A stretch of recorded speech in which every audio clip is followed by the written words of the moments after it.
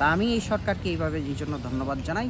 এরকম একটা সন্ত্রাসী সংগঠন বাংলাদেশের বুকে এই যে তাদেরকে নিষিদ্ধ করা হয়েছে, বাংলাদেশের ছাত্র সমাজ আজকে এই যে কলঙ্ক ছাত্রদের উপর ছিল, ছাত্রলীগ তো ছাত্রদের একটা নাম, তো সেইখান থেকে কলঙ্কমুক্ত হলো আজকে বাংলাদেশের ছাত্র সমাজ।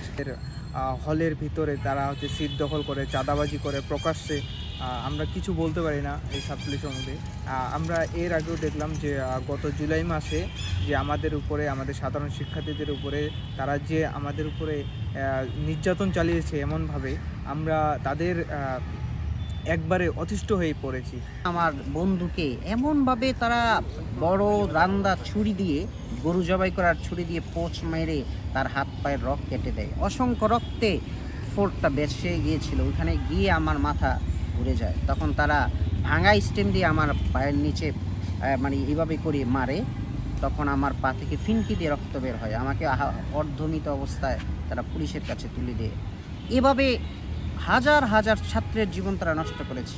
আমার এই যে ছাত্র জীবন থেকে আমাকে শাহবাগ থানায় দিয়ে দিল। শাহবাগ থানা তখন আওয়ামী লীগের দোসর, ফেসিবাদের দোসর, তারা আমাকে কোর্টে চালান করে।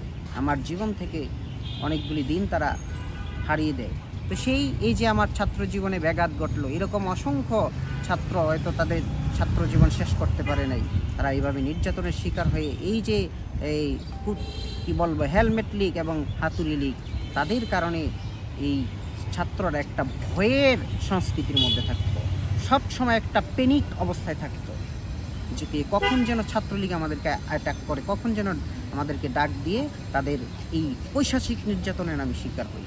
গত পরশুদিন ছাত্রলীগকে নিষিদ্ধ করায় সবথেকে ভালো একটা কাজ হয়েছে আমি সেটা মনে করি। এরকম এই দল যেন আর ভবিষ্যতে কোনো দিন না আসতে পারে, সেটাই আমি চাই বাংলাদেশে। আর এই ছাত্রলীগের মতো আরও ছাত্র দল রয়েছে, আরও অনেক সংগঠন রয়েছে, তারাও যেন এই ছাত্রলীগকে দেখে শিক্ষা পায়, যেন কোনো রকম যেন খারাপ বা অন্যায় তারা ছাত্রলীগের মতো না করতে পারে। এটাই ছিল। খুনি ফ্যাসিস্ট শেখ হাসিনা এই দেশের ছাত্র সমাজের হাতে তারা মানে তাদের ক্ষমতাকে যেভাবে মানুষের উপর কুক্ষিগত করে তার ক্ষমতাকে প্রয়োগ করেছিল, সেখান থেকে ছাত্র সমাজ সেটাকে প্রতিহত করে এই দেশকে থেকে তাদেরকে তাড়িয়ে দিয়েছে। শেখ হাসিনা জানেন এক কাপড়ে তাদের দিল্লি পালিয়ে যেতে বাধ্য হয়েছে। সেই শেখ হাসিনার ছাত্র সংগঠন, সেই ছাত্রলীগ আবার ফিরে আসবে, এটা তো হাস্যকর একটা প্রশ্ন।